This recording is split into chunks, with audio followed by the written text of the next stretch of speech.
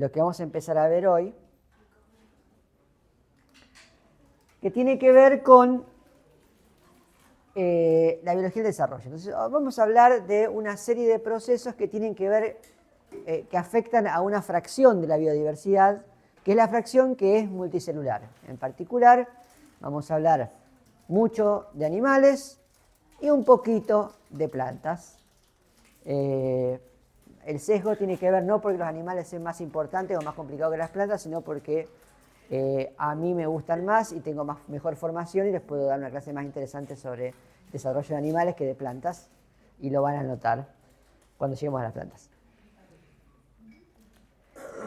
Bien, entonces vamos a hablar sobre desarrollo.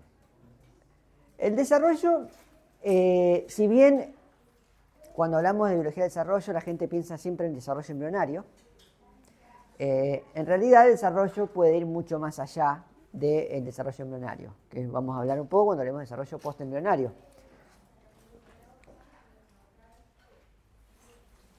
Entonces, cuando hablamos la otra semana acerca de multicelularidad, de esta estrategia de la vida de organizarse a través de organismos que están compuestos de más de una célula, células que se mantienen juntas, que cooperan, hay una serie de desafíos asociados a esos.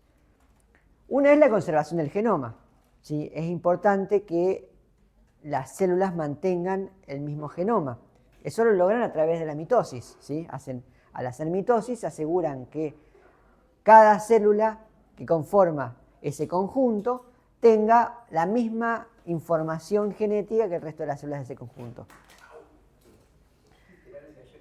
Y lo otro que es muy importante es que para que tengamos un organismo conformado por un montón de células que se mantienen juntas y actúan conjuntamente, es fundamental que esas células se queden juntas, ¿sí?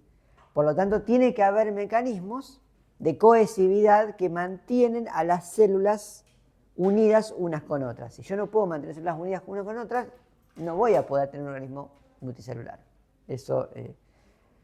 Y después esas células, además de estar juntas, si van a hacer algo más que ser una pelota de células, cada una haciendo lo suyo, van a tener que, de alguna manera, ponerse de acuerdo en quién hace qué.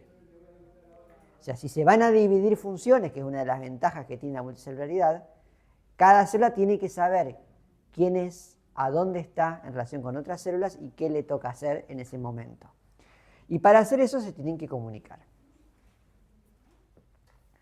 Al comunicarse, las células pueden intercambiar información y esa información les puede permitir saber quiénes son. Es una cuestión de identidad celular que yo me identifico en función del resto. Y van a también saber qué les toca hacer. Y en función de saber qué les toca hacer van a poder alterar su morfología, su metabolismo, para poder cumplir esas funciones. Y eso hace que una célula que va a cumplir ciertas funciones va a tener cierto metabolismo y cierta morfología distinta a otras, y por lo tanto las células lo que va a pasar es que se van a empezar a diferenciar. Y ese es el proceso de diferenciación celular. Ahora bien, para poder cumplir una función, las células, además de diferenciarse en su metabolismo, en su morfología, muchas veces es necesario que tengan que estar en ciertos lugares, ¿sí?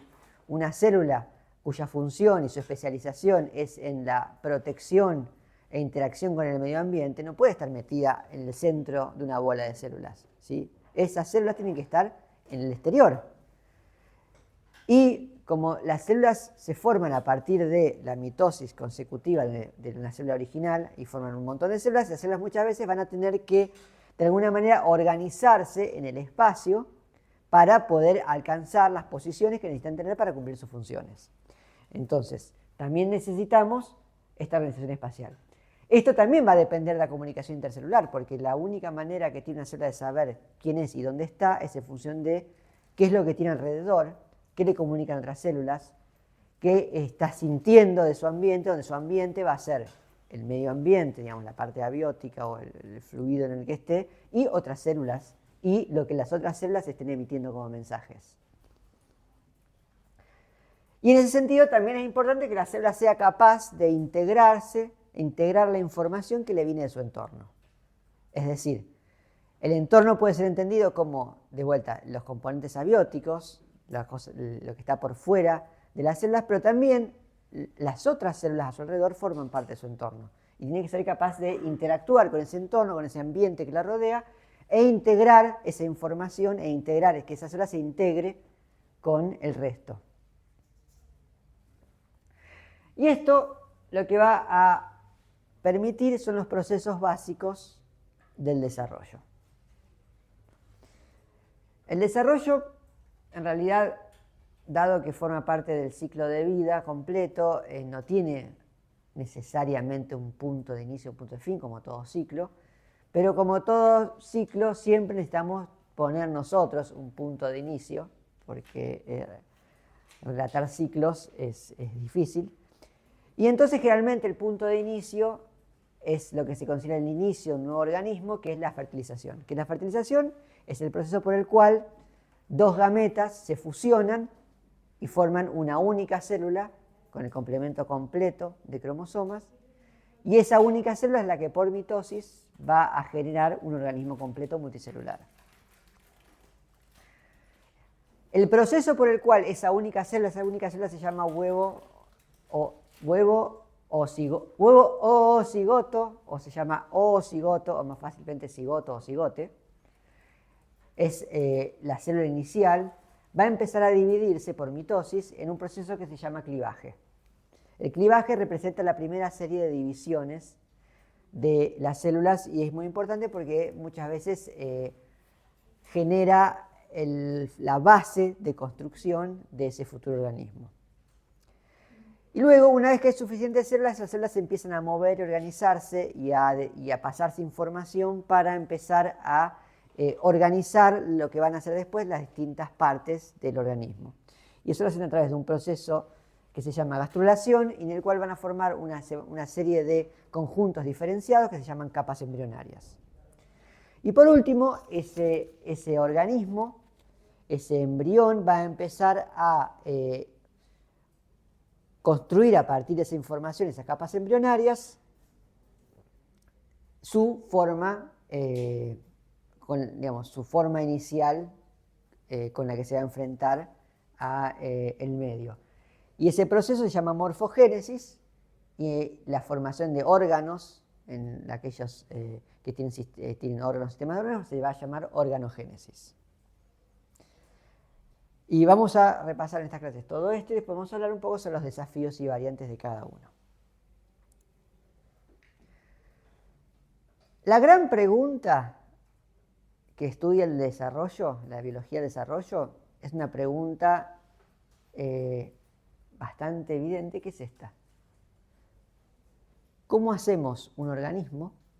¿Cómo se construye un organismo a partir de una única célula?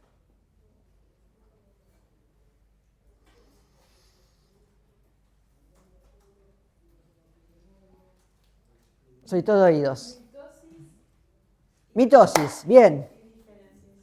Bien, mitosis y diferenciación. Ya está.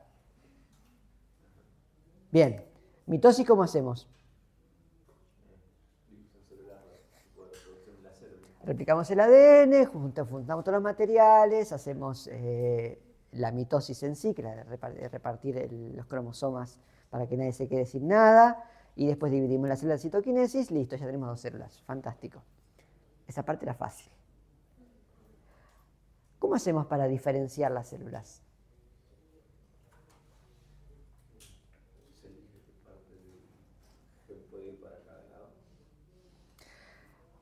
Una opción sería que cada célula reparte genes para un lado o para el otro, y eso hace que las células sean diferentes porque tienen diferente información genética. Eso, si lo piensan, es bastante complicado de hacer, porque implicaría saber que tenemos que recortar el genoma en partes precisas y repartirlo. Fíjense que si piensan en los mecanismos de la mitosis es simple, ¿no? Más allá que cueste visualizarle todo eso. Es simple, ustedes tienen moléculas enteras que se replican enteras, entonces quedan pegaditas una a la otra y ya sé que yo tengo siempre que separar una para un lado, otra para el otro. Y eso para todos los cromosomas. O sea, con solo hacer eso ya sé que me copio exactamente las informaciones para cada célula hija. Ahora, tener un mecanismo, bueno, si yo digo, bueno, a ver, tengo los centrómeros, podría poner lo que va en una célula de un lado, en un lado el centrómero, y la otra va en la otra del otro. ¿Sí? Bien, repartí. Y ahora tengo dos tipos de células distintas. ¿Y ahora qué hago? Recombino. Y en cada vez que cada nuevo tipo celular voy a tener menos información. ¿Qué pasa cuando quiero dejar descendencia? Cualquiera de esas células que haga meiosis, asumiendo que tiene capacidad todavía de tener esos pares homólogos, va a hacer meiosis y va a dejar la información que tenía esa célula. Con lo cual, ya si esa era una célula, poner una célula muscular, con solo los genes que necesita la célula muscular, lo único que puede hacer es meiosis para dar lugar a células musculares. Por lo tanto, la siguiente generación ya no va a poder tener todo lo demás. ¿Sí? Entonces, el repartir genes, romper el genoma y repartirlo en células para que se diferencien no es muy práctico. ¿Qué otra manera podemos diferenciar células? O lo voy a preguntar de otra manera. ¿Hace falta? O sea, vamos de vuelta. ¿Por qué repartir genes haría que la célula se diferencie? O sea, ¿qué diferencia una célula de la otra?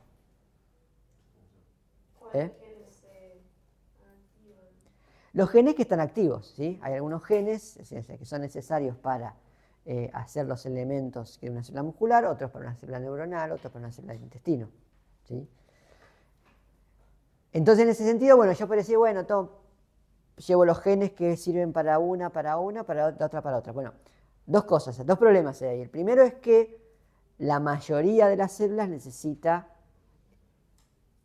un conjunto que se superpone de genes, ¿sí? Por ejemplo, todas las células necesitan los genes necesarios para sintetizar la maquinaria de expresión génica. Todas necesitan polimerasas, todas necesitan las helicasas y las primasas y todas esas células que hacen, todas esas proteínas que son enzimas que hacen falta para el ciclo celular, para hacer la replicación, para hacer la transcripción y la traducción, las necesitan todas. Y todas necesitan energía, por lo tanto todas necesitan toda esa parva de enzimas que vimos cuando hablamos de glucólisis y de respiración celular, también tienen que estar ahí, en todas. Por lo tanto, al menos ese conjunto tiene que estar en todas. Y eso todavía hace más difícil esa idea de repartir genes cada uno, bueno, en realidad por ahí, si los tengo que repartir, ¿a quién le doy mi genes de respiración celular? El paquete básico más el que necesita. Es el paquete básico más el kit de diferenciación, la customización. Tenemos el kit básico y la customización. Bueno, ahora la pregunta es, necesitamos que una célula para que alcance cierta morfología, ciertas funciones, tenga ciertos genes, ciertas enzimas, y por lo tanto esté expresando ciertos genes. ¿Estamos de acuerdo? Bien. ¿Cuál sería el problema de que esa célula tenga genes, es decir, tenga información que no va a necesitar? Si puede no activarlos, o sea, no sería un problema. Si pueden activarlos, no sería un problema. Entonces, quizás la solución sea, nos quedamos con la mitosis como está, simplecita, facilita, vieja y conocida, y lo que hacemos es, en vez de tratar de pensar en, bueno, repartir los genes, simplemente controlar qué genes se activan y qué genes no. Entonces, ahora la diferenciación deja de ser un problema de, bueno, qué genes, que a quién le tocan qué genes, sino simplemente cómo hago yo para que se expresen solo los genes que necesito. En ese caso, yo sé que, bueno, todo lo expreso, todos los genes de las vías metabólicas que constantemente necesitan funcionar, son todos los genes de todas esas enzimas de metabolismo básico que hacen la energía, que todo el tiempo tienen que estar funcionando, porque todas las células necesitan energía. ese conjunto de genes, por eso se llaman genes no sé cómo sería la traducción, de mantenimiento doméstico. Tareas domésticas. Housekeeping es el nombre que se usa en housekeeping genes. Sí, genes de tareas domésticas son los genes el conjunto de genes que están asociados a ese tipo que codifican para todas las hormonas del metabolismo básico, que es necesario para todas las células y por lo tanto se asume que están funcionando en todas las células. Entonces ese puede ser el tipo de enzimas que tienen las células como tal, la que puede cambiar tipo de Claro. O sea, acuérdense que la mayoría de las proteínas son enzimas y algunas además son estructurales, tipo microtúbulos, actina, miosina. Pero sí, lo que va a hacer cambiar los distintos tipos de células es la colección de proteínas que está expresando y que tiene, y por lo tanto la colección de genes que están codificando para esas proteínas y que están siendo expresados. Entonces, lo que necesitamos es algún sistema que le diga a ese genoma qué genes expresar y qué genes no.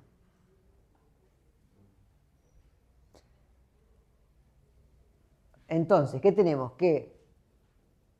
Tenemos el cigoto, que es el producto de la fusión de gametas, ¿sí? Partiendo un punto de partida de reproducción sexual. Ese cigoto va a ser mitosis para generar todas las células del organismo. Por lo tanto, todas las células son clones del cigoto, son genéticamente idénticos.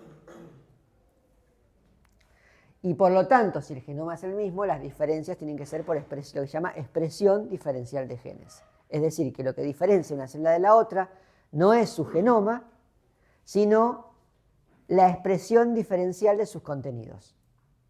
Esto es un dato fundamental. Y esto que yo les digo así como lo sacamos de toque en 15 minutos de charla, tomó muchas décadas de que coagule. Profe, los genes, bueno, están los de mantenimiento doméstico y los que se diferencian, digamos, ¿qué nombre tendrían? ¿Genes diferenciales? Sí, no tiene un nombre específico, porque en general los genes de mantenimiento muchas veces se utilizan como cuando yo necesito un gen que se esté expresando más o menos igual en todas las células, para compararlo con otros genes que por ahí se expresan distinto, busco uno de esos. Entonces es como que tiene su categoría propia. El resto son el resto. Bien. ¿Cómo se llama la colección de todos los transcriptos que yo puedo encontrar, es decir, todos los ARN mensajeros que yo puedo encontrar en una célula o en un tejido o en un organismo? No, transcriptos, ARN mensajero. ¿Cómo se llama el conjunto de todos los genes? Genoma. ¿Cómo se llamará el conjunto de todos los transcriptos? Transcriptoma. El transcriptoma son todos los transcriptos de una célula, un tejido, un organismo en un momento dado. ¿Sí? El transcriptoma es algo que hasta hace 30 años era un concepto, porque había que aislar ciertos ARNs y después secuenciar algunos específicos, entonces era muy difícil saber todos. Y ahora, en cambio, desde que tenemos las tecnologías más recientes de secuenciación, que ya no son tan recientes, uno puede obtener el transcriptoma completo de una única célula, de un conjunto de células, un organismo completo. ¿Ese transcriptoma puede tener distinta duración? O sea, puede ser... probablemente no haya dos transcriptomas exactamente iguales. El transcriptoma es un montón, imagínense que va a ser las ARN mensajeros de un montón de genes, quizás no todos, pero un montón, pero además de algunos genes van a ser unos poquitos mensajeros, porque se está expresando poquito, y de otros genes van a ser un montón. ¿Sí? Entonces, esas diferencias que ahora se pueden medir son fundamentales porque nos ayudan a entender si necesitamos que haya expresión diferencial para que haya diferenciación, quiere decir que esa expresión diferencial es lo que está explicando la diferenciación. Entonces, si yo mido y veo que hay células que tienen estas características, otras que tienen esta otra característica, y yo miro sus transcriptomas y veo que, bueno, estas células tienen estos genes, están mucho más expresados que en esta, y estas otras tienen más estos otros genes, yo puedo empezar a postular que estos genes que están expresados acá participan o son importantes en los procesos que hacen que esa célula se haya diferenciado. ¿Y puede haber partes de ese transcriptoma que incluya ARN mensajero que no se va a traducir finalmente, o sea, que sean como desechados? Desechados o no se traducen porque su función es directamente como ARN. Por ejemplo, el principal componente de la mayoría de los transcriptomas es un montón de mensajeros de ARN ribosomal. Y después hay un montón de mecanismos que controlan la regulación génica, así que determinan si se hace o no la proteína, que funcionan, se llaman post-transcripcionales, porque funcionan después de la transcripción. Por ejemplo, la interferencia de ARN es un mecanismo por el cual hay moléculas de ARN de doble cadena que, si son encontradas, hay un sistema de riboproteínas que cuando la encuentra la agarra y la dice, y con eso va escaneando mensajeros. Cuando encuentra mensajeros que son complementarios, los destruye. Si yo destruyo un mensajero, ese mensajero nunca se traduce. Por lo tanto, la proteína que codifica ese gen no se llega a formar. Entonces yo puedo regular la expresión. Como la expresión es el proceso completo, desde el gen hasta la proteína, si yo apago corto en cualquier momento ese proceso, o interfiero con ese proceso en cualquier momento, estoy regulando esa expresión. En este caso la estoy bajando. ¿Sí? Bien, entonces, este transcriptoma lo que va a hacer es indicar los genes que están activos en un momento dado. Y eso quiere decir que yo podría, por ejemplo, agarrar un organismo, disociarlo en sus distintas células, agrupar las células por sus distintos tipos celulares y analizar el transcriptoma de cada uno de ellos. Esto que estoy diciendo, que era un planteo hipotético, un experimento del pensamiento hace 20 años, hoy se hace. Y entonces lo que yo puedo ver es que, si uno lo piensa, uno empieza con una única célula. Esa célula va a tener un transcriptoma determinado en un momento que a medida que pasa el tiempo va a ir cambiando. Luego se va a duplicar. Y ahora tengo que seguir dos células. Esas dos células son muy parecidas. Esas dos células son muy parecidas, pero ya van a empezar a aparecer diferencias por ahí en el transcriptoma. Pero se empiezan a hacer pequeñas. Entonces yo me imagino, si yo pudiera poner un gráfico, imagínense un gráfico en el cual en el plano de alguna manera estoy expresando las cosas que están más separadas en el gráfico tienen transcriptomas más distintos. Las cosas que están más cerca se parecen entre sí. O sea, si están cerquita en el espacio, sus transcriptomas son parecidos entre sí. Si están acá las dos y otras dos acá, yo sé que estas dos son parecidas entre sí y son muy distintas a estas dos, que estas dos son parecidas entre sí. ¿Sí? ¿Se hacen una idea de cómo se vería eso? Bueno, si yo hago ese experimento y después trato de alguna manera de resumir una información variada como la cantidad de transcriptos de cada gen en cada célula, en una cosa tan poco informativa como un plano, uno encuentra cosas como esta. En este gráfico lo que hay es el resultado de un experimento en el cual tomaron embriones en distintos estadios de desarrollo, disociaron todas sus células y analizaron el transcriptoma de cada célula. Y después trataron de ver, en función de las características morfológicas de esas células de donde las habían sacado, ver, bueno, qué era cada célula y cómo se asocian los transcriptomas. Y lo que se encuentra es lo que se llaman las trayectorias transcriptómicas a lo largo del desarrollo. O sea, cada uno de estos puntos es una célula. ¿Sí? Estas son distintas células en distintos estadios de desarrollo. Son células menos diferenciadas hacia el centro, más diferenciadas hacia afuera. Y lo que se ve es que esas trayectorias, esos cambios en la expresión génica, lo que van generando, se van correlacionando con cambios en las trayectorias de especialización. Entonces, ¿qué tenemos acá? Tenemos de este lado, de acá, ¿ven que acá hay como una rama? Esta rama representa un conjunto de tipos celulares que se llaman tipos ectodérmicos, ya vamos a ver de dónde viene ese término, que representan, por ejemplo, por un lado, todo lo que es epidermis, todo lo que es la parte de afuera, la capa externa de la piel, y por otro lado, todo lo que es tejido nervioso. ¿Sí? Entonces acá está la parte anterior del cerebro, acá está la parte que forma el cordón nervioso, esto es de un pez. Para este lado nos desviamos a otra parte que se llama, por un lado tenemos todo lo que es mesodermo, todo lo que es músculo, tejido conectivo, sangre, todo eso, viene por acá. Esta es la parte que forma el mesodermo, que forma todo el eje central del cuerpo, incluyendo huesos, músculo y demás.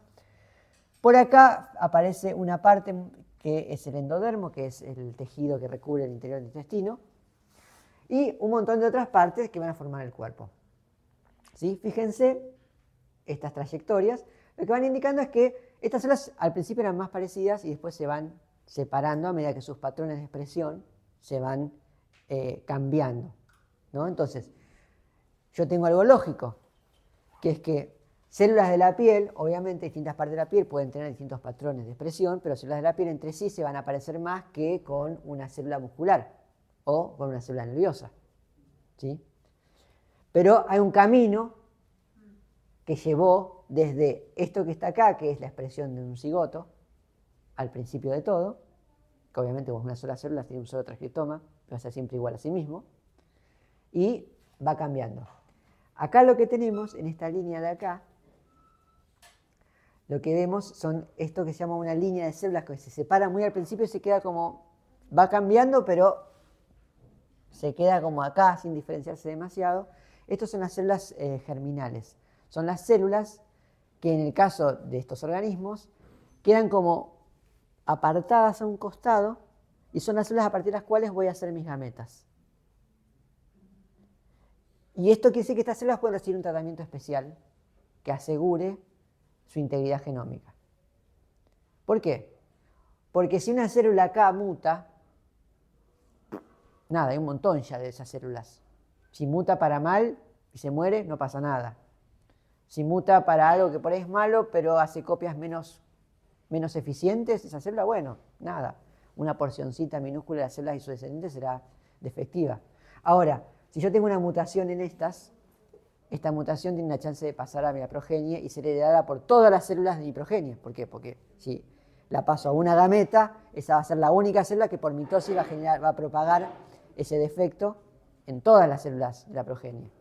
Entonces, a estas las aparto para cuidarlas. En ese grupito de células igual hay cierta diferenciación, ¿no? Uh-huh. Sí, porque si pensás hacer un óvulo o un espermatozoide, es bastante trabajo. Expresar todos los genes que hacen falta para hacer meiosis también es bastante trabajo. ¿Y a la vez tienen la posibilidad de desdiferenciarse? Qué buena pregunta. ¿Están más cercanas a desdiferenciarse que una célula de epidermis, por ejemplo? Bueno, vamos a ver entonces, en función de esta lógica, ¿sí? ¿Qué hace falta para ir de un lugar a otro? O sea, ¿qué hace falta para ir de acá a acá? ¿Qué tiene que hacer la célula? Cambiar todas las proteínas que se expresan en su gen. Cambiar, o sea, tiene que reemplazar un montón de proteínas que tiene por otro montón de proteínas que necesita. O sea, ¿qué es lo que tiene que cambiar? ¿Tienen la información para esas proteínas? Sí, ¿verdad? Porque todas tienen todo el genoma completo. Todas las células tienen toda la información. Entonces, lo que tienen que hacer es cambiar su patrón de expresión. Es decir, que una célula de acá puede convertirse en una célula de acá siempre y cuando logre cambiar el patrón de expresión. Históricamente se pensaba que este proceso, o sea, este proceso que acá no está mostrado a nivel de expresión génica, también se puede dibujar lo mismo cuando uno mira las células, las va siguiendo, quién es el descendiente de quién y qué hace. Uno también ve una ramificación donde uno pasamos de lo que llaman células que son totipotentes, es decir, células que pueden dar lugar a cualquier otra célula del cuerpo, células que son pluripotentes o multipotentes, que quiere decir que pueden dar lugar a varios tipos celulares, pero no a todos, a células que son unipotentes, que solamente pueden dar lugar a sí mismas, o sea, a células de su mismo tipo, o pues son células madre que dan lugar a un único tipo celular, ¿no? Y había, eso es lo que luego lo vas a pensar, que a medida que te vas diferenciando, uno lo que asume es que a medida que te vas diferenciando es como que vas perdiendo capacidades, ¿sí? Te especializás y dejas de poder hacer el resto. Entonces, una visión que debe haber durado por lo menos un siglo, es que esto es un camino de ida, la diferenciación. Y que esto existe justamente para que estas células no hagan ese camino de ida y se mantengan totipotentes. ¿Sí? Hace 20 años, 25, no sé cuándo sacó Yamanaka sus primeros papers, se descubrió que era posible, justamente porque esto funciona por una cuestión de expresión, si uno logra inducir las células a que cambien el patrón de expresión génica, uno las puede reprogramar para que hagan otra cosa. Y desde ese descubrimiento, que había además una cantidad de genes específicos, poquitos, que eran capaces de devolver la célula a un patrón de expresión mucho más acá abajo, y después uno podía darle otras proteínas, otras señales a esa célula para que vaya en otro sentido. Entonces, uno puede tomar una célula de la epidermis, empujarla para que vuelva para acá y hacerla que haga otro camino. Eso que era de vuelta, hace 30 años era como una especie de, bueno, esto debería funcionar así por cómo es la lógica, hoy es posible y hoy se hace. Y eso está ayudando un montón a liberar el uso de células embrionales totipotentes en el desarrollo de cultivos de otros tipos de células. Entonces, hacia acá más diferenciados, hacia acá menos diferenciados, hasta acá los patrones de expresión son más específicos y hasta acá son como más generales, pero es posible en principio forzar la máquina de expresión para que cambien las células y al forzarla y cambiar el patrón de expresión no cambia el tipo celular. ¿Sí? Todavía no vimos, porque me lo salteé cuando hablamos del flujo de información, cómo es esa, la regulación fina de qué se expresa y cómo. Pero bueno, lo importante es que entiendan que esto de la expresión es la base y que por lo tanto, si la expresión de los genes es la base de las morfologías y las diferencias y las especializaciones de las células, también es la base de las diferencias entre distintos organismos y distintas especies. Es decir, no es tanto qué genes tengo, sino qué genes expreso. Obviamente, no puedo expresar un gen que no tengo. Pero lo que encontramos cuando comparamos el contenido de genes entre distintas especies es que en general los genes no varían tanto. Son todos más o menos los mismos. Algunos con más copias, otros con menos copias, algunos se han perdido, otros no. Pero yo comparo un ser humano con un chimpancé, con un perro, con un ratón, con una lagartija, con una ameba, y no encuentro una enorme cantidad de genes distintos. Todos los genes de estos de housekeeping son todos los mismos. Y después hay un montón de genes que están igual. Entonces la diferencia entre ser una ameba o un ser humano no pasa tanto por qué genes tengo y qué no, sino por cuáles expreso y cuáles no. Bien, manteniendo eso en la cabeza, volvemos a que tenemos que un organismo es un clon de muchísimas células y los procesos que organizan esas células, porque además de cambiar los patrones de expresión génica, acuérdense que hay otra parte que es la parte más espacial, o sea, la célula además de cambiar su patrón tiene que tiene que terminar donde tiene que estar para poder cumplir su función. Entonces, hay 4 procesos fundamentales que pueden construir un organismo. Uno es la proliferación celular. Esto básicamente es hacer mitosis, ¿no? División celular. Obviamente no puedo hacer un organismo multicelular con una sola célula, así que ese cigote se tiene que dividir. Y en general, si voy a hacer un organismo multicelular, no lo voy a hacer de 2 células, o 4, o 8. Vamos a hacer un montón. Entonces, esto es fundamental. De acá sale el desarrollo y crecimiento. ¿Sí? Tengo que hacer células. Esto pasa todo el tiempo, porque las células tienen un trajín importante, algunas más que otras, y hay que renovarlas, así que todo el tiempo estoy haciendo proliferación celular. Luego tengo que especializar las células, ¿sí? De vuelta, una un organismo multicelular con todas células iguales no es un organismo, es una colonia aburrida. O no, pero desde este punto de vista no tiene mucha gracia. Luego tengo que lograr que esas células interactúen entre sí, intercambien información. Y una cosa más es que las células se tienen que mover. ¿Sí? Necesariamente las células se van a tener que mover para acomodarse en los distintos lugares donde tienen que terminar. Algunas se moverán más, otras menos. Entonces, esto es como resumiendo estos 4 tipos principales, que es hacer muchas células a partir de una sola, especializar estas células, hacerlas interactuar para que cada cual pueda modificar sus patrones de expresión en función de esa interacción y que se puedan reorganizar para acomodarse donde tienen que estar. Bueno, la parte de cohesividad la hablamos antes, cuando hablamos de los distintos tipos de uniones. Básicamente las células tienen que poder mantenerse unidas de alguna manera, ¿no? Distintos tipos de uniones le van a proveer, además de capacidad de engancharse, distintas capacidades que tienen que ver con la atracción, con la impermeabilidad, con el pasaje de mensajes y demás. Fíjense, acá hay un ejemplo, por ejemplo, de que todas estas uniones, todas estas cositas que están además de la membrana son todas proteínas, ¿sí? Esas proteínas, ¿quién las codifica?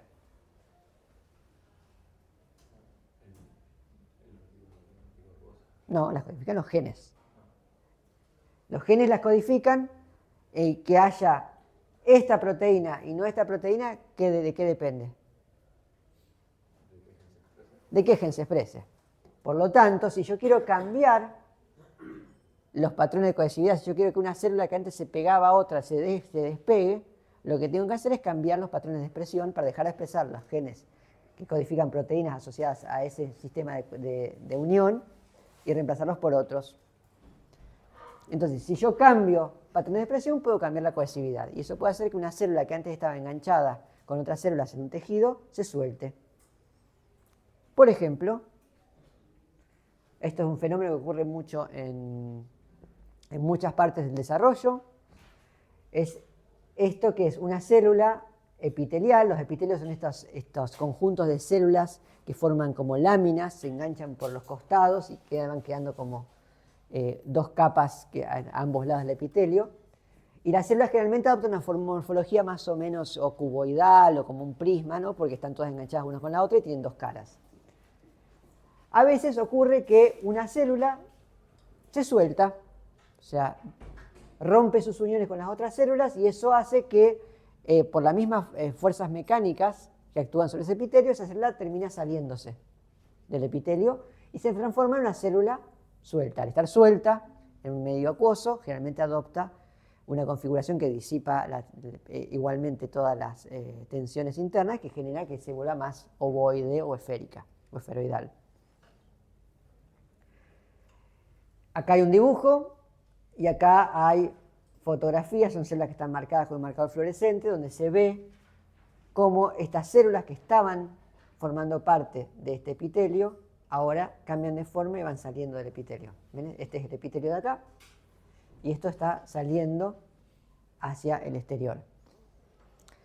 Este cambio en particular, esta transición de formar un tejido epitelial a un tejido que se llama mesenquimático, porque son tejidos que son como más sueltos, de células más sueltas, se llama transición epitelio-mesenquimática, o EMT, por las siglas en inglés, y es particularmente, es un modelo de estudio, porque uno puede estudiar estas células, estudiar los cambios en la expresión génica, y es importante primero porque esto fundamenta un tipo de movimiento muy importante en el desarrollo, pero además porque este tipo de fenómeno es muy, muy, muy común en los procesos tumorales. En las metástasis, cuando ocurre una desregulación de la proliferación de las células que no tendrían que proliferar empiezan a proliferar, muchas veces esa proliferación ocurre en el interior de un tejido y las células se quedan ahí, son un epitelio que crece, crece, crece, pero se mantiene ahí. Entonces, dentro de todo es un tumor que médicamente se puede tratar simplemente cortando esa parte y sacándola. Esa célula que se reproduce, obviamente, ha tenido algún tipo de cambio, probablemente a nivel genético, es decir, ha habido una mutación que desreguló su ciclo celular, la sacó de G0 donde tenía que estar, entró en ciclo, o sea, entró a G2, síntesis G2 y empieza a ciclar, y todas sus hijas van a heredar ese cambio. Y es por eso que empieza a crecer un bodoque descontrolado de células donde no tendría que haber una única célula. ¿Qué pasa? Bueno, si yo recorto esas células y las extraigo, ya está, me llevé todas, las tiro a la basura, o las pongo en formol, se mueren, listo, ya está, saliendo del organismo, ya está. Ese tumor quedó solucionado. Ahora, hay un peligro que es que si como parte de esa desregulación cambian los genes de cohesividad y esta célula hace esta transición, esta célula ahora está libre y se va a seguir replicando en otras células libres y va a empezar a colonizar otras partes del cuerpo. Y ahí es donde aparecen las metástasis. Entonces, eso ya no se resuelve tan fácil. Porque ya una vez que esto sucedió, yo le pedí el rastro a todos los descendientes de estas células. Entonces, en vez de tratar el tumor o cortándolo o irradiándolo o con terapias específicas, tengo que usar una terapia sistémica, es decir, una terapia que afecta a todo el organismo. Por ejemplo, le doy lo que se llama un veneno mitótico, un producto químico que inhibe la mitosis en todo el cuerpo. Entonces, sí, a esta la voy a parar, pero también voy a parar a las células del intestino que están haciendo, todo el tiempo están haciendo mitosis para reponer células del intestino. Los folículos pilosos van a dejar de funcionar. Puedo hacerlo un tiempito corto, pero si lo hago prolongado, el organismo sufre un montón. Y por eso las terapias, las quimioterapias, son tan fuertes. Entonces, y todo eso deriva de los mismos cambios que podemos estudiar en sistemas de desarrollo embrionario. Que es por eso que la biología del desarrollo tiene muchísimas injerencias y aplicaciones y derivaciones en cuestiones biomédicas. Acá hay un video mostrando ese mismo proceso donde se ve cómo las células se van soltando y se sueltan del epitelio y entran al interior de esta esfera. En este caso, esto es parte del desarrollo del erizo de mar. Es parte normal. Bien, lo otro es el tema de la comunicación intercelular. Hablamos un poco de esto. Es muy común que haya comunicación donde a veces la célula que señaliza lo que hace es expresar en su membrana una molécula señal enganchada a la membrana, y esa célula va a poder moverse y engancharse en esta membrana a un receptor que está en otra célula, ¿no? Obviamente las células tienen que haberse acercado hasta engancharse. Y eso muchas veces le da una señal a esta célula, que puede ser, por ejemplo, decirle, bueno, yo soy este tipo de célula y estoy acá. Así que vos no te diferencies en lo que yo estoy siendo porque ya estoy yo. Otras veces es una señal que le dice, no, vos sos de las mías, así que seguí este otro sistema de diferenciación. Otras veces lo que ocurre es que en vez, o sea, si la célula no está cerquita, como para que haya esta conexión entre proteínas que están enganchadas en membrana, imagínense que estas dos tienen que estar adyacentes para que esto funcione. ¿Cuál es la otra alternativa?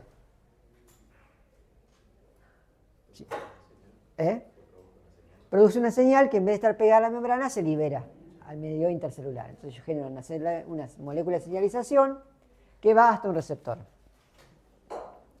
En general, como acá estamos hablando de sistemas que son muy pequeños, porque se están empezando a desarrollar, derivaron de una única célula que está en un solo lugar en el espacio, estos generalmente, si bien no están adyacentes, es a corta distancia. Por lo tanto, esto es más una comunicación más de tipo parácrino. Porque no está todavía el organismo completo como para tener un sistema que requiera un sistema endocrino a larga distancia. ¿Para qué usan esto? Bueno, necesitan las células saber quiénes son sus vecinas, qué otras células tienen alrededor, dónde están en ese embrión en desarrollo. O sea, dependiendo de dónde estás, te tocan hacer cosas distintas. No es lo mismo estar en la superficie y saber que te toca hacer una célula de la piel, que estar adentro y saber que tenés que hacer una célula de músculo, o estar en el tubo digestivo y saber que tenés una célula gástrica. ¿Y después en qué momento? O sea, a lo largo del desarrollo hay distintos momentos y a veces estar en cierto lugar en un momento no es lo mismo que estar mucho más adelante en el desarrollo, ¿sí? Entonces, toda esta información acerca del momento y del tiempo del desarrollo es fundamental para las células. Y después, por último, cuáles son los genes que se deben expresar. O sea, esta información es recibida e interpretada por los sistemas genéticos como respuesta esto resulta en un cambio en el patrón de expresión genética. Entonces, si a mí me dicen que tengo este tipo de células, son mis vecinos, que estoy en esta parte del embrión y que estoy en este momento en desarrollo, eso quiere decir que me toca expresar estos genes.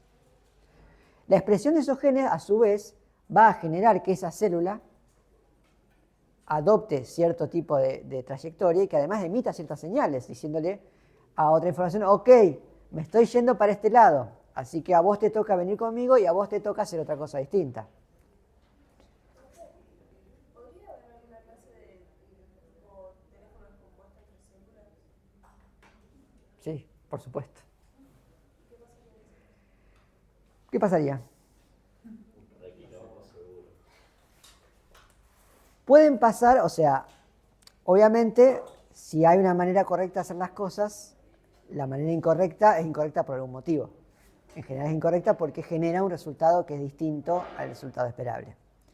Entonces, ahí depende de cuál es el cambio y cómo reaccionan. Los sistemas en desarrollo tienen una propiedad que es que son muy robustos. La mayoría son robustos. ¿Qué quiere decir robustos? Que si yo le cambio algo, el sistema tiene la capacidad de tener sistemas alternativos que compensan ese cambio. De modo que al final llego a lo mismo. ¿Sí? Es como una amortiguación. La idea de un amortiguador es que yo me mantenga al mismo nivel independientemente de la cantidad de pozos que hay. Es un fenómeno que en Bariloche no ocurre porque no hay suficiente amortiguadores suficientemente buenos, pero la idea en principio es que un coche que tiene un andar robusto es un coche que va a mantenerse andando suave independientemente de las irregularidades del terreno. ¿Sí? Esa idea de robustez es la misma que tienen los sistemas de desarrollo donde hay cierta tolerancia a perturbaciones, es decir, a cambios inesperados, a cosas que no andan del todo bien, generalmente porque hay más de una manera de hacer lo mismo y sistemas que cuando detectan que algo empieza a fallar, compensan por otro lado. Todo tiene un límite, ¿no? Como lo sabemos una vez más de nuestra experiencia de andar por las calles de Bariloche. Entonces, las células van a señalizar a sus vecinas adyacentes o a las cercanas. Esto es porque los embriones son relativamente pequeños al principio y por lo tanto las distancias son pequeñas y muchas veces, por ejemplo, alcanza con una difusión. O sea, recuerden que los límites de la difusión a 2 milímetros era relativamente eficiente. Muchas veces esos 2 milímetros es el tamaño de un embrión promedio, sobre todo un embrión temprano, con lo cual un montón de estos procesos dependen simplemente de que se difundan mensajes de una célula a otra.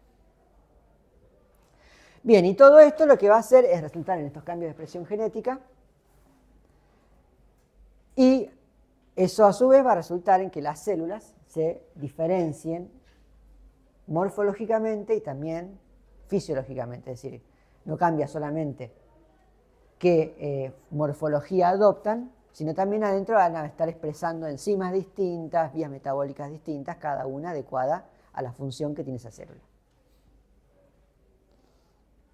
Bien, hagamos un pequeño recreo antes de empezar a hablar de la organización espacial.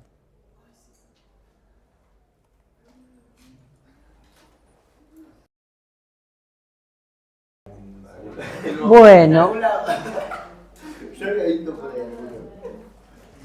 Entonces, una cosa que es importante, que vamos a ver que aparece al desarrollo, es los que llaman los ejes de organización corporal. ¿Se acuerdan cuando vimos en diversidad que, si bien hay algunos organismos que no tienen una morfología determinada, son asimétricos, después la mayoría de los organismos tiende a estar organizados a lo largo de algún tipo de eje de simetría, ¿no? Tenemos ejemplos asimétricos como las esponjas, ejemplos de simetría radial, como vemos muchos nidarios, y ejemplos de simetría bilateral. La simetría es una manera de reducir la cantidad de información necesaria para construir un organismo. En el caso de los organismos bilaterales, está asociada también a un tipo de comportamiento, como hemos hablado. Esto quiere decir que estos ejes quieren decir que una célula que está del lado izquierdo tiene una contrapartida al lado derecho que tiene que hacer lo mismo. No exactamente lo mismo, porque a veces, tienen que crecer en función de modo de mantener esa simetría. Entonces, algo que tiene que crecer para formar el primordio de un miembro del lado izquierdo tiene una contrapartida al lado derecho que tiene que hacer lo mismo coordinadamente para que los dos miembros se parezcan, ¿sí? Nuestros miembros anteriores, nuestra mano izquierda y nuestra mano derecha, son similares en estructura y organización. Ahora, las células que las formaron no se formaron juntas.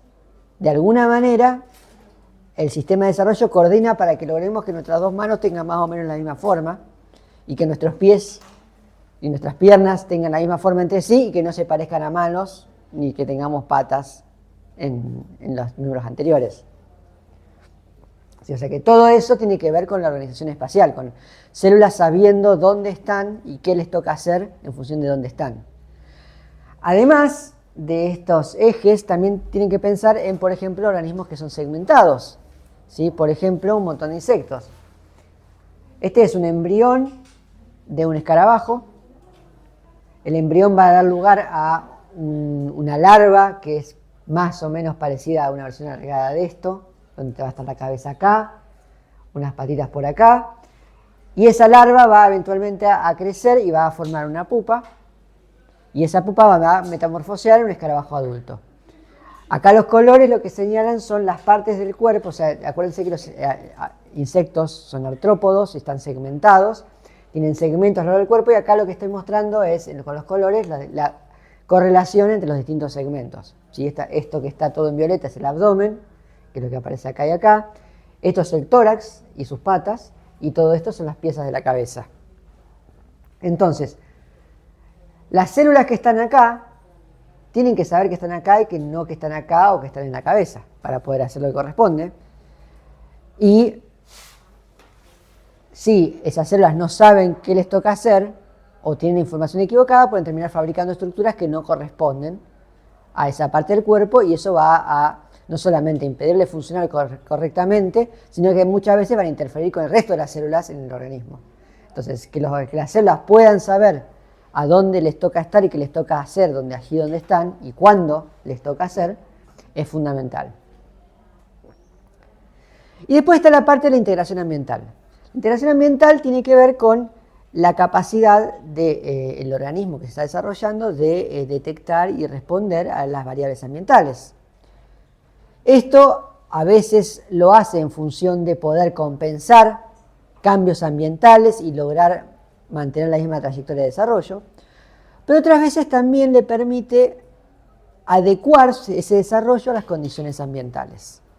¿Sí? O sea que son como dos caras de la misma moneda. Por un lado puede ser robusto y frente a perturbaciones ambientales y cambios lograr mantener una misma forma final, pero otras veces puede resultar conveniente que ante distintos tipos de ambientes convenga desarrollarse de manera distinta. Esto siempre en función de un único genoma, ¿sí? Y ahí hay un término muy importante que es algo que se llama plasticidad fenotípica. La plasticidad fenotípica, recuerden que el fenotipo es lo que se expresa, el genotipo es lo que hay como información básica y el fenotipo es lo que se expresa, lo que se mide. El fenotipo puede ir desde el color de pelo, la forma de la cabeza, la altura, el color de las hojas o de las flores, a la presencia o ausencia de ciertas proteínas o ciertas enzimas, ¿no? El fenotipo se puede medir a distintos niveles, pero básicamente es el resultado de lo que se expresó y cómo lo que se expresó interactúa con otros elementos del sistema para generar algo que yo puedo ver y medir.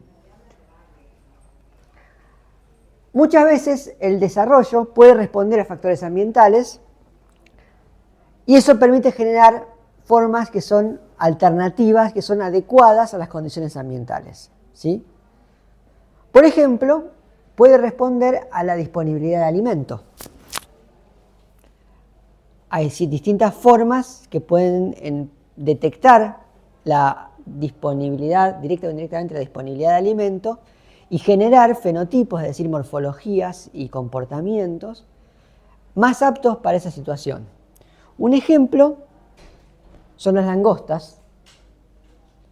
Las langostas, en sus estadios preadultos, pueden detectar indirectamente la cantidad de alimento disponible. Generalmente lo detectan en función de lo que detectan en realidad es la cantidad de otras langostas que hay.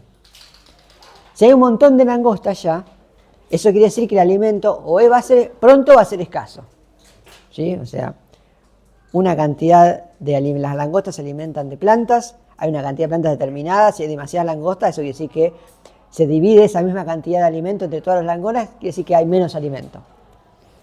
Por lo tanto, a esa langosta que se está por desarrollar, todavía le va a quedar menos alimento. Cuando esté finalmente como adulto, le va a quedar menos alimento. Ya hay un montón de langostas comiéndose todo. Para cuando nazca ya casi no va a haber alimento. Entonces, esa langosta no le conviene quedarse ahí. Le conviene que cuando termine su desarrollo, en la fase adulta, que es la que puede volar, se vaya a otro lado. Ahora, para volar hay morfologías distintas. ¿Sí? Necesitan alas más grandes, con músculos en el tórax más desarrollados, menos desarrollo de las mandíbulas, porque la verdad que no se la va a pasar comiendo, se la va a pasar volando. Hay toda una serie de cambios. No va a estar arriba de una planta, así que no le hace falta tener un mimetismo que la defienda. Entonces, la langosta que va a migrar va a ser distinta, claramente distinta fenotípicamente, de la langosta que llegó temprano y que se va a dedicar a comer, que va a estar parada en una planta, que le conviene ser verde para que no la distingan sus predadores, que tiene más mandíbulas y que no tiene mucho desarrollo de las alas. Estas dos langostas se pueden generar a partir del mismo genoma. Es un genoma que tiene la capacidad de responder plásticamente a estímulos ambientales. Profe, la langosta que desarrolla alas y se va a otro lugar, ¿después puede volver a una forma más robusta o lo que sea para No, volver? no, va a llegar a un nuevo lugar, va a encontrar pareja, se va a reproducir y ahí probablemente, si llegó primero, llegaron temprano, las langostas que nazcan van a desarrollar eventualmente este fenotipo. Hasta que ya haya muchas langostas y de vuelta desarrollen esto y se vayan. Otro ejemplo es la presencia de predadores. En las pulgas de agua, las dafnias, que viven en estanques, estas pulgas son predadas muchas veces por peces pequeños. Los peces en general lo que hacen es abren la boca y se tragan la pulga de agua. Entonces, estas pulgas pueden reproducirse sexual o asexualmente. Cuando es asexual lo hacen por partenogénesis, es decir, que óvulos no fecundados se desarrollan. Y durante su desarrollo embrionario pueden detectar la presencia de predadores, típicamente porque detectan moléculas que emiten los predadores, o sea, restos que se van desprendiendo los predadores son detectables por esos organismos. Y cuando detectan la presencia de predadores, lo que se desarrolla es fenotipos en los cuales se desarrollan estas espinas en la parte anterior y la parte posterior. Y esa espina lo que funciona es básicamente hace que sea más grande y entonces si el pez tiene una boca muy ajustada al tamaño de la dafnia, un pez que podría comerse a este, capaz que ya no se puede comer a esta. ¿No? En ausencia de predadores de estos peces, la dafnia se desarrolla de esta manera que por supuesto es menos inversión. O sea, si no tenés que invertir en fabricar el material para hacer estas estructuras adicionales, ese material lo puedes utilizar para hacer más dafnias, ¿no? Entonces es como una elección. El desarrollo lo que permite que a partir de un mismo genoma, esto no va a depender de qué variantes genéticas hay en el ambiente, no hay una selección acá de variantes genéticas, los que tienen esto y los que no. Hay un único genoma que es capaz de reaccionar y generar la morfología más adecuada en función de las condiciones ambientales. Otro ejemplo es, a veces son predadores y a veces son conespecíficos, ¿no? Como las langostas que detectaban la cantidad de otras langostas. Hay, por ejemplo, especies de ranas que normalmente se desarrollan unos como renacuajos pequeños, herbívoros, con tubos digestivos muy grandes, enrollados, para que se alimentan de algas. Ahora, las camadas que nacen más adelante, en la temporada, se encuentran con que ya hay un montón de estos, que se están comiendo toda su comida.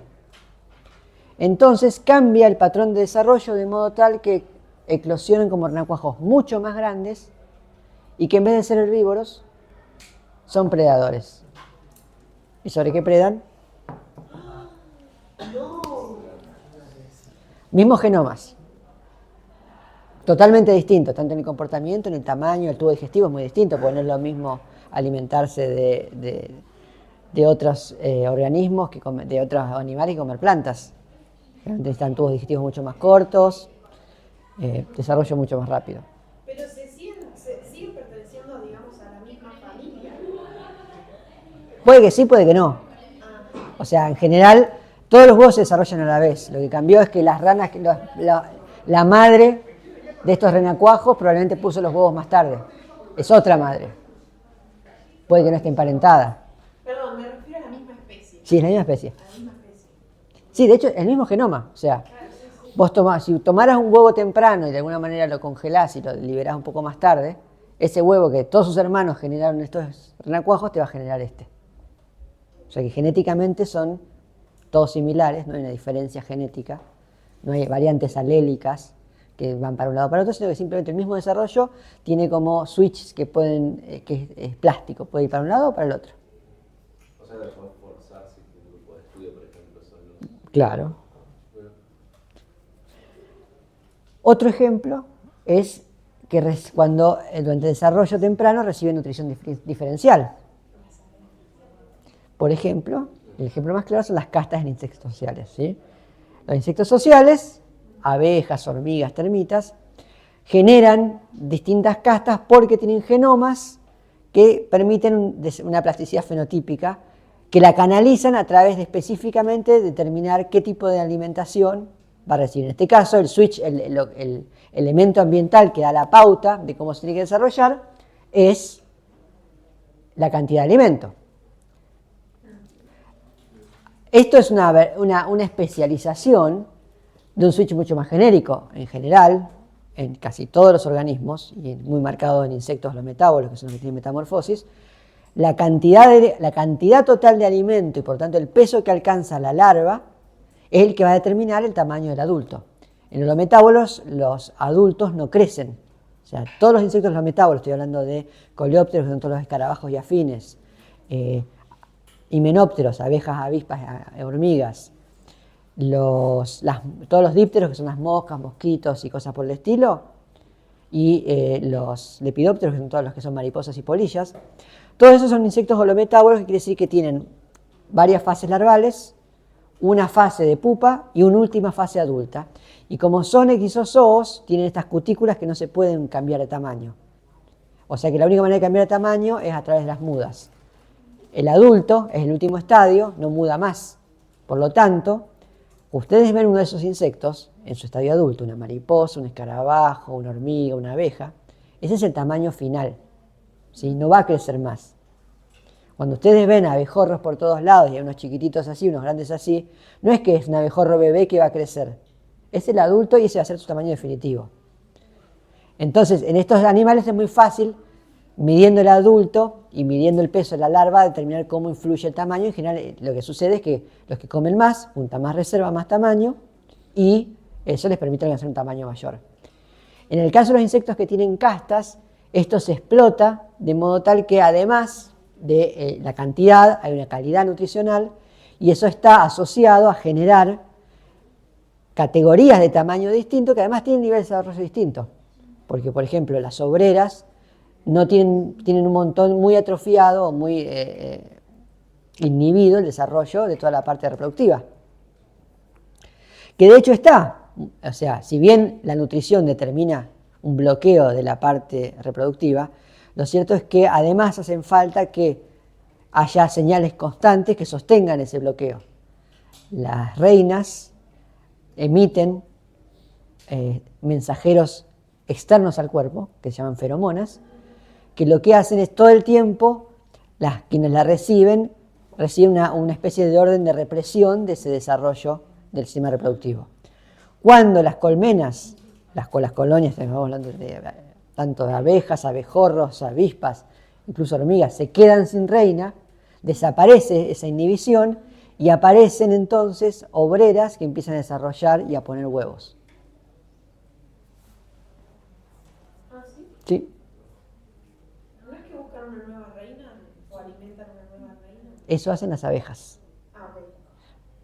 Justamente porque es su adaptación, porque obreras poniendo huevos no rompe el contrato social de las abejas. Pero bueno, es lo que sucede en el ciclo de los abejorros, por ejemplo, que son ciclos anuales, donde hay una única reina y no se reemplaza la reina. Generalmente, hacia el final de la temporada, la reina muere, deja de poner huevos y empiezan a poner huevos las obreras y ahí se descontrola todo el ciclo. Entonces, para cuando llega el fin del verano y el otoño, ya los reproductivos salieron a reproducirse y el resto de la colonia como que degenera porque, por un lado, las obreras se descontrolan y por otro lado, porque además la carga de parásitos crece hasta que se hace insostenible. Entonces, por eso los nidos de abejorros desaparecen en otoño. Bien, entonces, todo esto ocurre a través del desarrollo. Entonces, vamos a ver un poquito más de algunos ejemplos de desarrollo. ¿El desarrollo qué es? El desarrollo es básicamente llegar de un cigote, es decir, un óvulo fecundado, a un individuo adulto.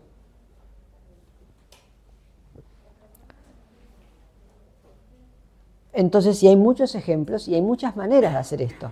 La biología del desarrollo es muy diversa porque los organismos tienen muchísimas maneras distintas de llegar de acá a acá. Y ya desde el vamos, porque vamos a ver que empieza muy distinto esta parte.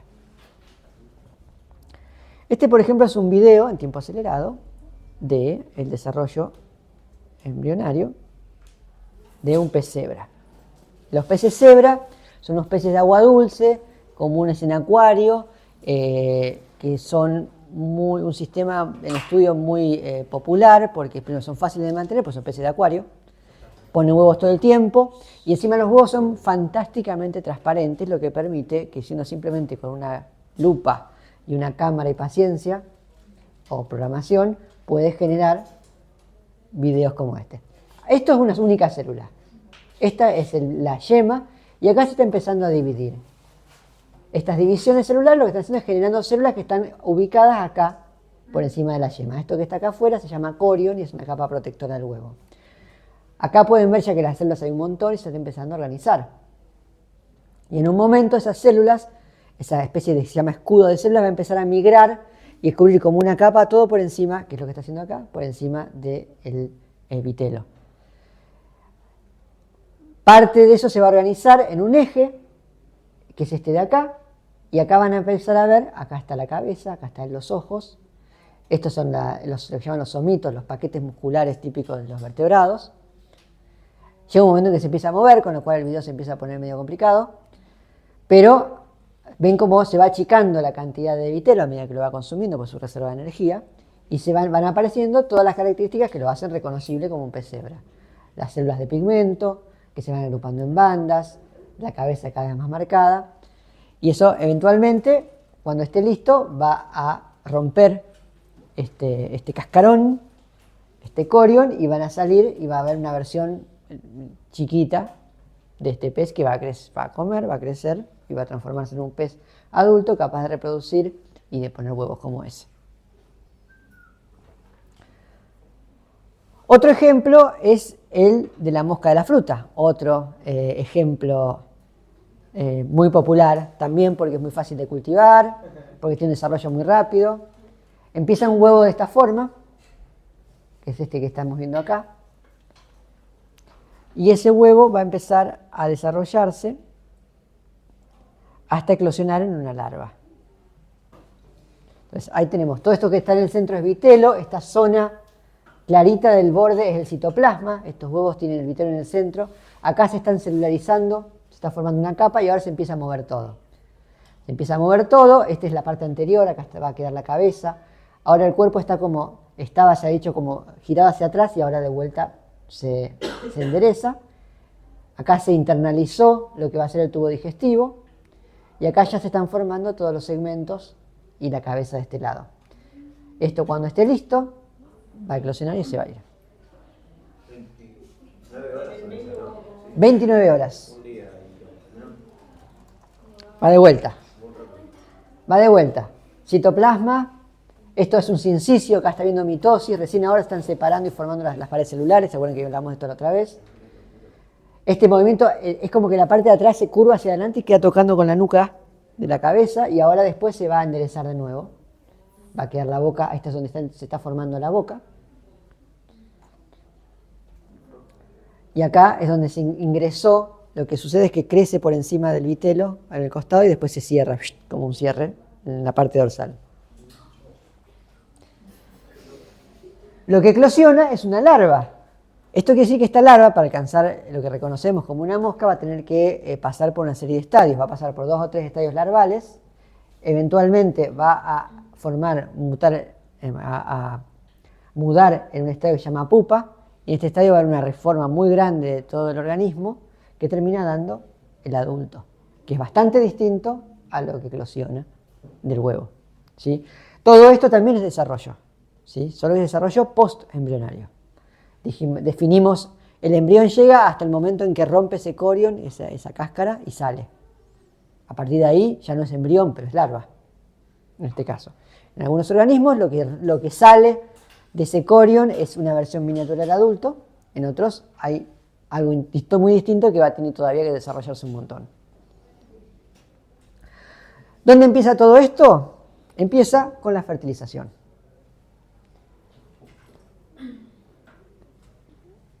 Voy a decir algo que ahora ya lo saben, que todos los animales son oogámicos, y eso quiere decir que hay una gameta femenina que se llama óvulo, o egg en inglés. Es un detalle importante que en inglés se usa egg, la misma palabra para huevo que para óvulo. Óvulo quiere decir huevo pequeño también, ¿no? Es básicamente una manera fashion de decir huevito. Y todas tienen un esperma masculino, generalmente mucho más pequeño que lo que se ve acá, que va a ser la otra gameta. Es un desarrollo totalmente anisogámico al punto de la oogamia. ¿Cómo se forman estas gametas? Varía la morfología, si no son siempre iguales.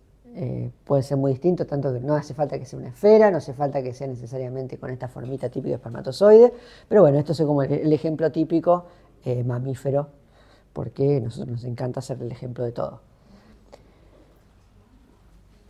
Estas son gametas. ¿Qué ploidía tienen?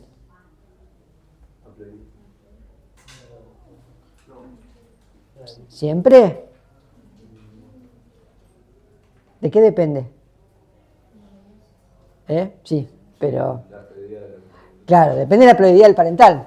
Es decir que van a ser la mitad de lo que sea el parental. O sea, si el parental es diploide, van a ser haploides. Si el parental es tetraploide, van a ser diploides.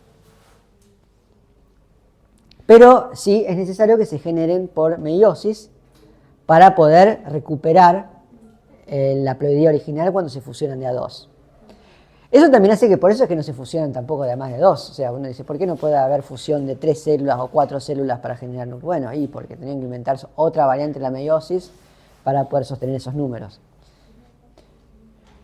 Bien, ¿cómo se forman estas gametas? Bueno, los espermatozoides se forman a partir de un proceso que se llama espermatogénesis. Partimos de lo que se llama una célula madre del espermatogonial.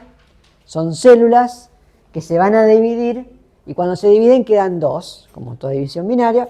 Una de esas células va a mantener, digamos, este nicho, o sea, se va a reponer la célula original, y la otra va a hacer una serie de divisiones mitóticas, o sea, se va a replicar y se va a diferenciar lo que se llama una espermatogonia.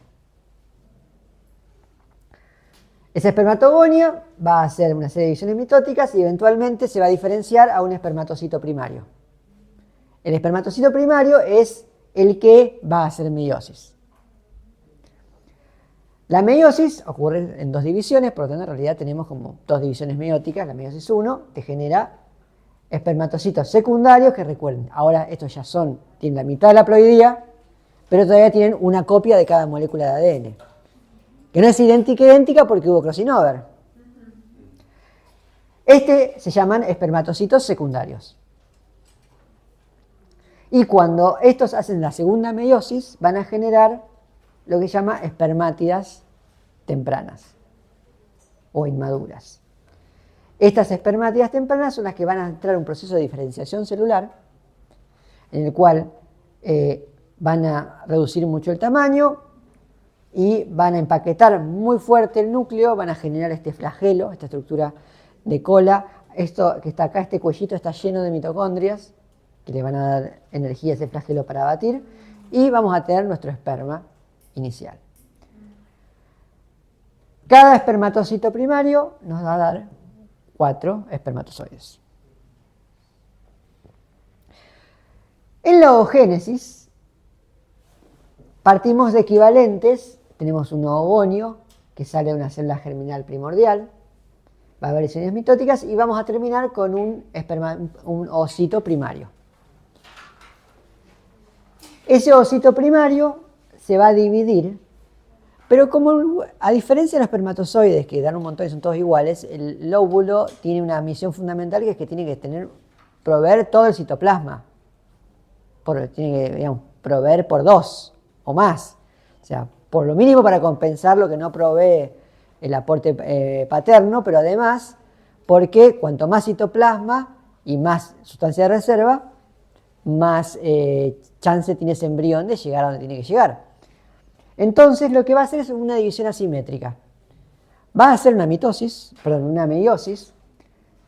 pero el resultado de la primera meiosis, esos 2 núcleos haploides, hay uno que va a quedar, digamos, con casi todo el citoplasma, y el otro que va a salir prácticamente sin nada más que el poquito de membrana plasmática que hace falta para rodearlo, y una nada de citoplasma. Y la información genética. Y la información genética. Pero acá hay tan poca información, acá hay tan poco citoplasma, que esto en realidad no sirve para nada. O sea, no puede expresar genes, no puede hacer otra meiosis. Entonces, esto va a generalmente queda como una célula chiquita adosada al cuerpo de los ovocitos secundarios. O sea, estos ya son ovocitos secundarios, se llaman cuerpos polares. Cuando ocurra la meiosis 2, esto se va a repetir. Es decir, que va a haber un segundo cuerpo polar que se va a formar. Entonces, en realidad, en la oogénesis no es como la meiosis típica, que tenemos de una célula 4 gametas haploides, o como vemos en la espermatogénesis, sino que al final terminamos con una célula haploide grande, el óvulo, y además 2 cuerpitos polares, ¿sí? No 3, ¿por qué? Porque esta ya no se va a dividir. Entonces acá no es que sale un segundo cuerpo polar, que era el que hace el número 4. Entonces nos van a quedar el óvulo y 2 cuerpos polares. Alrededor de esa célula. Suelen quedar medio pegadas en la célula, lo van a ver en varios de los videos y imágenes que veamos ahora, van a ver que aparece ese. Ahora, en el desarrollo, por lo menos en humanos y mamíferos, no sé si en todos los mamíferos, pero en humanos seguro, estos pasos es interesante. O sea, acá ocurre todo en los testículos. Y esto ocurre en los vasos que eventualmente juntan el esperma, lo mezclan con el líquido seminal y forman el eyaculado. En el caso de los óvulos, esto funciona un poco distinto. Estas divisiones mitóticas que generan los ovocitos primarios ocurren durante el desarrollo embrionario. Al momento del nacimiento, están ya todos los ovocitos primarios que va a haber. O sea, esto no ocurre fuera del desarrollo embrionario. Es decir, que los seres humanos, si tenemos óvulos, nacemos con el número definitivo de óvulos. O sea, no va a haber óvulos, no va a haber ovocitos primarios nuevos. Cuando ocurre la meiosis 1, ocurre la meiosis 1, se elimina el primer cuerpo polar, y empieza la meiosis 2. Pero esa meiosis 2 se queda parada. se detiene en el estadio de metafase 2. ¿Se acuerdan de metafase cuando estaban todos en la placa? Ahí queda. Y ahí queda ese ovocito secundario detenido en la meiosis 2. ¿Hasta cuánto queda? Hasta ser fecundado. O sea, recién se produce la ovulación de ese ovocito secundario con todo su agregado. En el momento en que entra el espermatozoide durante la fecundación, es que se produce, se reinicia, bueno, se reanuda la meiosis 2, o sea que procede a metafase, anafase, telofase, se elimina el segundo cuerpo polar y queda el pronúcleo, listo para fusionarse con el pronúcleo del espermatozoide. O sea que cuando se ovula, la ovulación no está ovulando, no estamos ovulando. Es una ovocitosecundariación.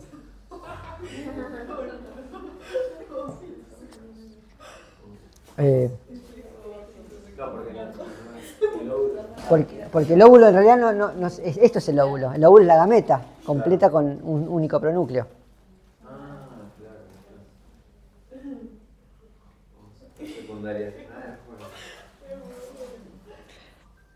Bueno, y acá entonces ven, sí, acá es 2N, quiere decir que hay 4, la cantidad de moléculas de ADN por cada gen, por cada cromosoma, es de 4, ¿no? Porque tenemos 2 copias de cada uno. Entonces, y a medida que nos vamos achicando, tenemos que en el ovocito seguimos teniendo la misma cantidad, si estamos ya en 2G, y a partir de la meiosis vamos a achicar a la mitad y acá a un cuarto. ¿Y los 2 cuerpos polares que quedan? ¿Qué pasa? No los contamos. Probablemente son descartados y eso que va quedando después son fagocitados por otras células y reciclados. ¿No se comunican entre sí con la célula completa? No, en general los cuerpos polares... Como si fuera una reserva de ADN, por ejemplo. No. En general el cuerpo polar se descarta. Es porque hay que hacer, para poder llegar a esto, hay que hacer meiosis y por lo tanto hay que generar un cuerpo polar, pero ese otro núcleo se descarta. Claro, la mayor cantidad de masa del cuerpo polar es la que se queda en el ovocito. Uh-huh. Claro. La idea es, bueno, eso, acumular la mayor cantidad posible de citoplasma en una sola célula. Bueno, entonces, una vez que tenemos nuestras gametas, óvulos y espermatozoides, esas gametas, ¿qué tienen que hacer?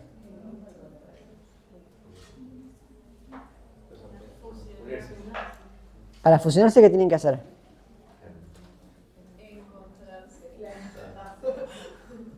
Primero tienen que encontrarse. ¿Y después qué tienen que hacer?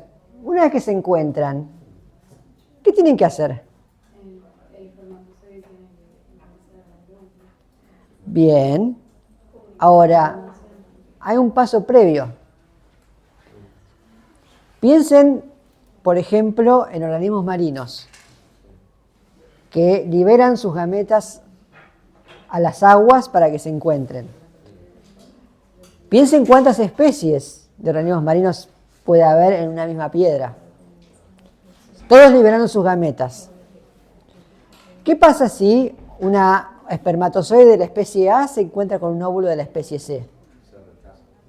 El óvulo lo rechaza. Eso pasa con los abortos espontáneos, cuando no son compatibles con el cuerpo. Sí, eso igual es una cuestión intraespecífica, pero sería más aberrante. O sea, en principio, si yo tengo 2 especies distintas, ahí sí tengo 2 genomas distintos. Entonces, hay una buena probabilidad de que son suficientemente distintos si yo combino las 2 células haploides en un único genoma. Ese genoma es un genoma híbrido. Probablemente no funcione del todo bien. Entonces, está bien, sí, bueno, no me va a dar nada, ya está, listo, no me preocupo. Pero el problema es que una especie, una población que gastó su óvulo en ser fecundado por un espermatozoide que no es el propio, es que se gastó los cartuchos en algo que no sirve. Entonces sería ideal si en vez de aceptar cualquier espermatozoide que ande dando vueltas por ahí, solo acepte los de su propia especie. Entonces entra el problema de reconocimiento. Es decir, que lo siguiente que tienen que hacer estas dos gametas es reconocerse entre sí. Una vez que se reconocen, van a fusionar sus membranas celulares y eso le va a permitir al pronúcleo del espermatozoide ingresar al citoplasma del óvulo y ahí voy a tener mis dos pronúcleos para que puedan fusionarse. Ahora, fantástico, llegó el primer espermatozoide. El problema es que siempre hay un montón de espermatozoides. Nunca es uno, siempre son un montón.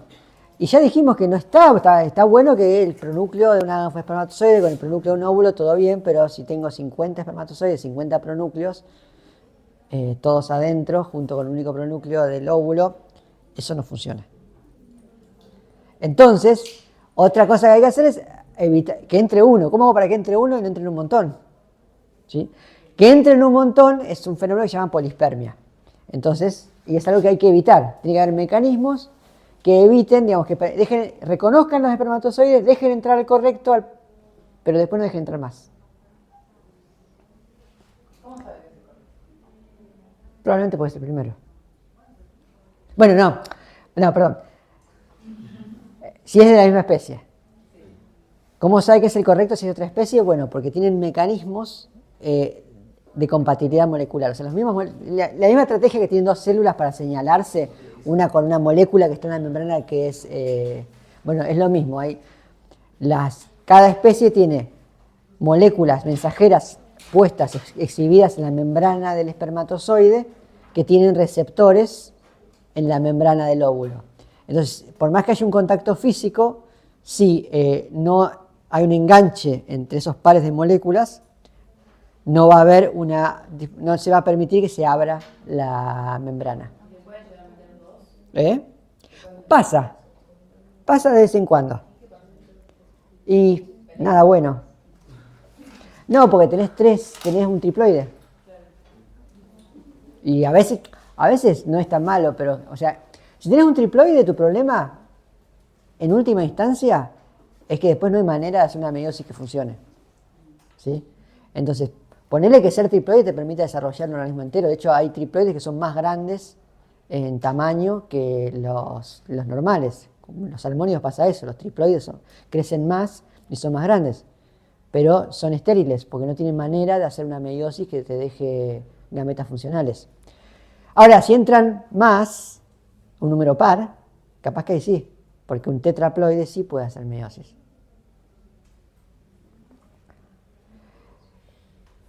Sí, se encontraron, se reconocieron, fusionaron las membranas celulares, lograron evitar que entren de más, ahí ya pueden fusionar sus núcleos y sus genomas.